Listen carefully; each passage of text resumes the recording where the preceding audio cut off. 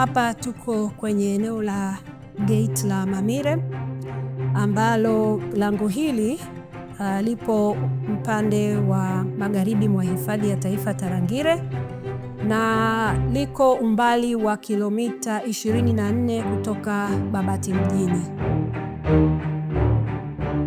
Mradi huu na geti hili ambalo leo tunaliona, na kutokana na taarifa ya serikali ni kwamba utakuwa tayari kuanzia mwezi wa 4.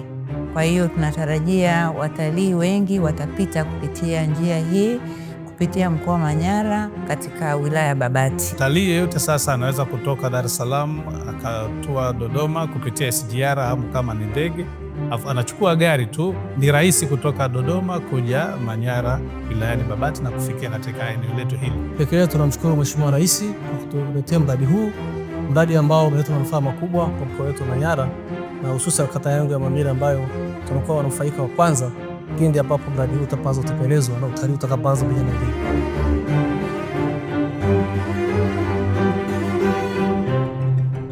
Leo kamati yetu ya kudumu ya Bunge ya Ardhi, Maliasili na Utalii imefanya ziara kwenye hifadhi ya Tarangire ili kukagua maendeleo ya mradi wa ujenzi wa lango la Mamire kwa ajili ya kuingilia kwenye hifadhi ya taifa ya Tarangire.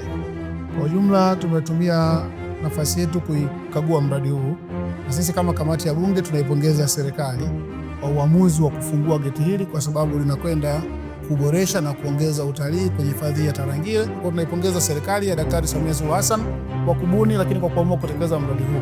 Lakini kubwa kama kamati tunajua kwamba mradi huu ulianza mwaka 2023. Tumeitaka serikali ihakikishe kwamba mpaka ifikapo mwezi wa 4 kama walivyoahidi, kazi ya ujenzi wa geti hili iweze kukamilika ili lianze kutumika na wananchi hawa upande wa Babati na mkoa wa Manyara waweze kunufaika manufaa ambayo tunatarajia ya kuanzisha mradi huu.